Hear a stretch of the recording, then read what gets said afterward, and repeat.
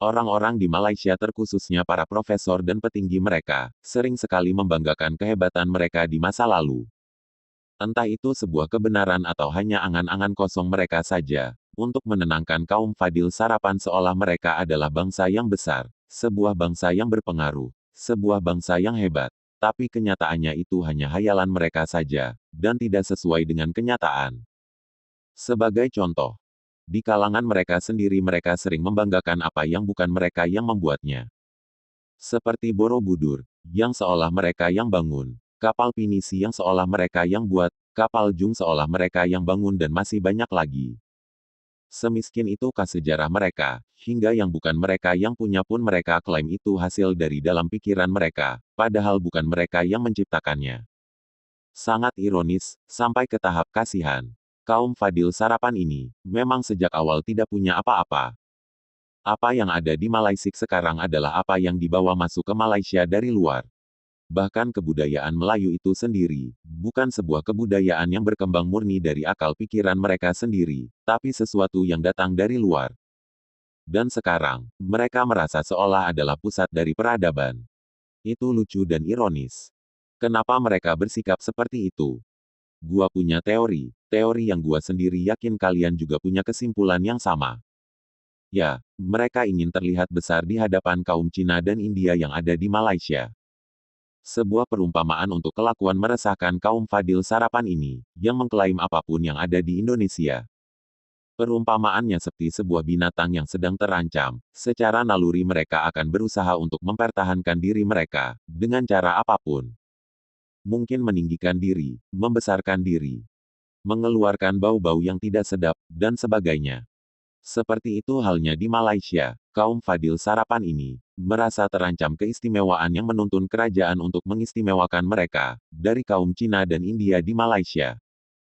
Karena kalau saja Malaysia itu negara yang demokratis seperti di Indonesia, mustahil bagi kaum Fadil Sarapan ini untuk bisa bersaing dengan kaum lain di sana. Mereka terlalu banyak memiliki kelemahan, sampai dalam masalah budaya saja mereka harus mencurinya dari Indonesia.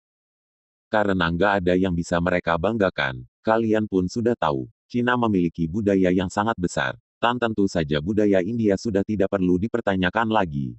Jadi secara naluri bertahan hidup, mereka pun harus menunjukkan kepada kaum lain di Malaysia, bahwa kaum Fadil Sarapan ini juga adalah sebuah peradaban yang besar. Karena itu mereka menciptakan slogan-slogan, seperti Melayu Mahawangsa, Melayu Supra, dan mengatakan bahwa diaspora mereka tersebar di seluruh dunia juga, yang itu semua datangnya dari kewahaman mereka. Tidak ada yang namanya Melayu Mahawangsa, tidak adanya Melayu Supra, tidak ada yang namanya diaspora Malaysia. Salah satu contohnya, sulitnya mereka mendapatkan pemain keturunan. Yang kemarin saja ternyata nenek moyangnya pernah tinggal di Singapura, dan FIFA menolak naturalisasinya. Dan yang terbaru salah satu pemain Newcastle, mereka mengatakan bahwa itu keturunan Malaysia. Tapi informasi itu bahkan dibantah oleh pemainnya sendiri, bahwa dia tidak ada keturunan Malaysia sama sekali.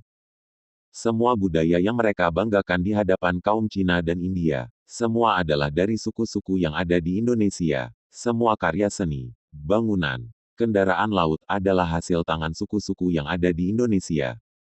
Mereka nggak pantas mengklaimnya untuk menutupi kelemahan mereka dan menjadikannya sebuah senjata untuk memuaskan kesombongan mereka di hadapan kaum lain di Malaysia. Lalu membohongi masyarakatnya sendiri bahwa mereka adalah pusat peradaban. Dan kaum Fadil Sarapan ini menikmati kebohongan para profesor dan para petinggi mereka agar mereka terlihat besar. Mereka terlihat tertekan. Dari dalam diri mereka yang tidak ada yang bisa mereka banggakan, mereka harus berusaha mengangkat kepala walau dasarnya dari buah kebohongan yang harus mereka makan. Mereka harus mencuri sampai mereka rela ditertawakan. Mereka harus membuah rasa malunya. Walaupun banyak penolakan, mereka harus hidup dalam angan-angan. Walaupun kewahaman mereka yang harus mereka kemukakan, mereka harus tetap menyombongkan diri. Meskipun kenyataan hidup mereka memilukan, bukankah mereka ini sangat menyedihkan?